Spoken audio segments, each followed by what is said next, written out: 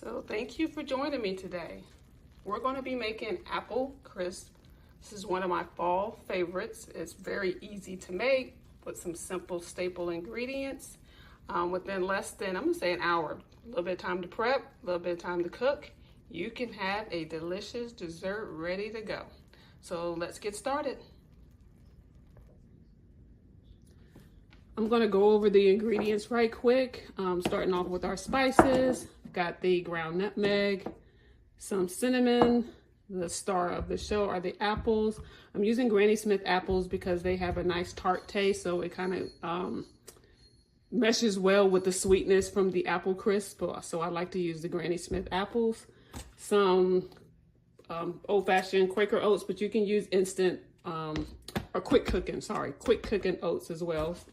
Some light brown sugar, all-purpose flour, and some softened butter. This is about a third cup right here. So let's get started with combining our ingredients. I'm using a vegetable peeler to peel the apple. It just makes getting the skin off so much easier, and I don't take off as much as the flesh of the apple when using a vegetable peeler versus using a knife. So if you have one of these, it makes it quicker to just use the vegetable peeler versus using a knife to get the skin off the apple. Cut the apple lengthwise. I like to start off by cutting the apple into quarters, and then I cut small from there.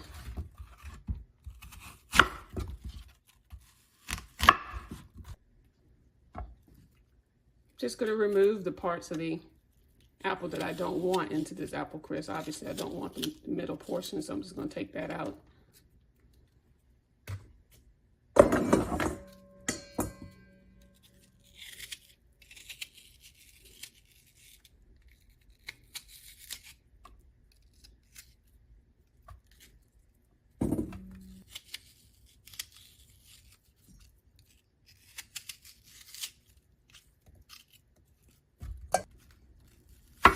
Cut the apple further down into about 1/2-inch slices.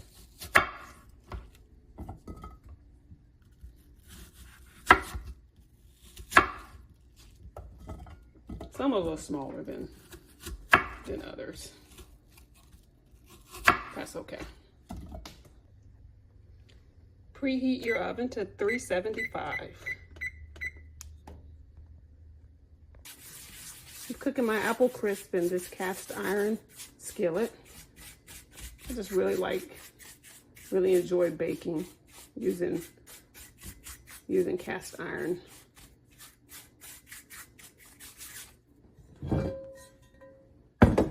And I'm greasing it. I'm using shortening to grease the inside and the sides of the dish. So if you don't have cast iron, you can use a 8x8 square dish or an 8x8 square pan or a 2-quart baking dish.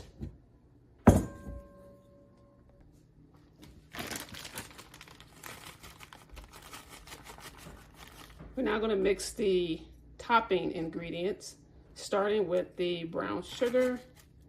So we're going to add 3/4 cups of brown sugar. It needs to be packed, so when you put the brown sugar in, because it's so light, you need to take your fingers and press it in until it fills up the cup. This is a 1/2 measuring cup right here because I don't have a 3/4 cup. So it's packed in. So that's 1/2 cup, and then I'm going to use my 1/4 measuring cup to equal 3/4 cup. And again, you're just going to press it in. That's what packed brown sugar or packed means. So we got our 3/4 cup of brown sugar. Next is the 1/2 cup of flour. Remember to spoon the flour from the bag into the measuring cup. Don't scoop it out. All right, so that's 1/2 cup.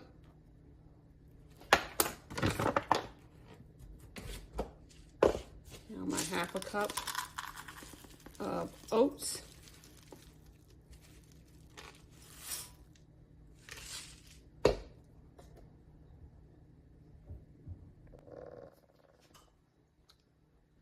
the spices, 3/4 cup of cinnamon,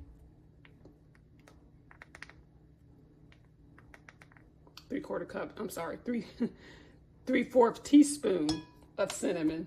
3/4 cup, no, that's way too much. And also 3/4 teaspoon of nutmeg.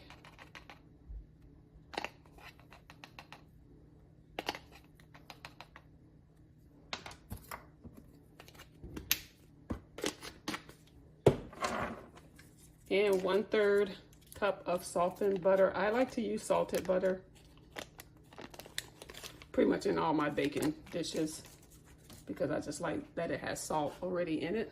So I typically like to use salted butter because I don't have to worry about adding the salt. The salt helps to combat the sweetness of the bacon dish. It just is, to me, it's just better to use salted butter. All right, so now I'm going to use a fork to combine my topping ingredients. You can also use a pastry blender to do that as well. It makes it a lot easier, but I don't have one of those. So I'm just going to continue to do this until it has a nice consistency, a nice crumble consistency.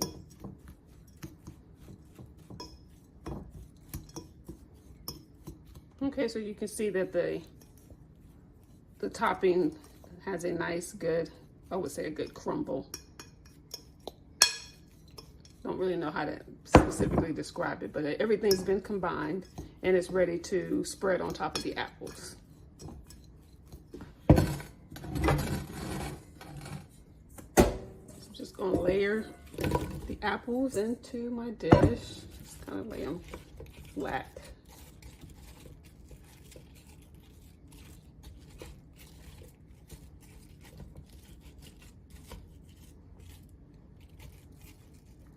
I think why I enjoy cooking out of a cast iron is just because that's what my grandmas both use. My maternal and paternal grandma, let's see, I don't want that in there. They both cooked pretty much everything out of cast iron. All right, got these laid down as best as I possibly can get them to lay down. Again, the oven should be preheated to 375, so if you haven't did that, go ahead and do that now. And we're going to go ahead and spread the toppings on here.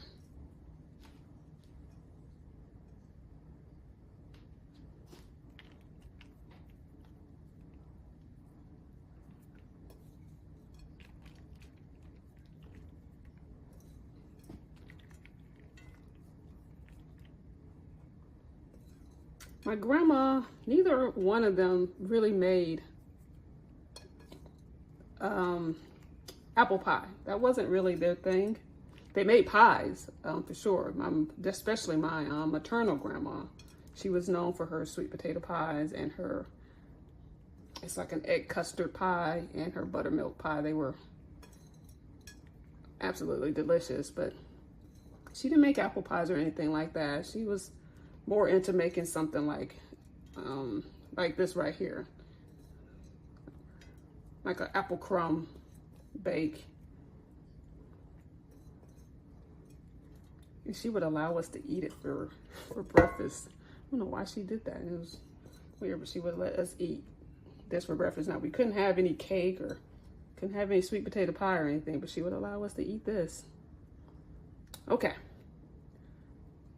All right, so that is done. That's ready to go. So we're going to put this in the oven and allow this to cook for about 30-40 minutes. Just keep an eye on it. When the topping is a golden brown color, that pretty much means it's done. But the time frame is about 30 to 40 minutes. So I'm gonna let this cook and we'll be right back after 40 minutes. It has been 30 minutes exactly, and this apple crisp is officially done. The best way to eat this apple crisp, of course, is with ice cream.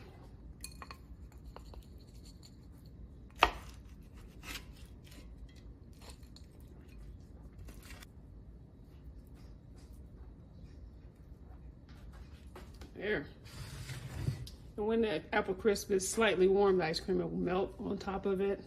You get like just a great combination of ice cream and apple crisp at the same time, but this actually is not that warm, so. But anyway, thank you so much for watching my video for apple crisp. If you think you're going to give this a try, give it a thumbs up.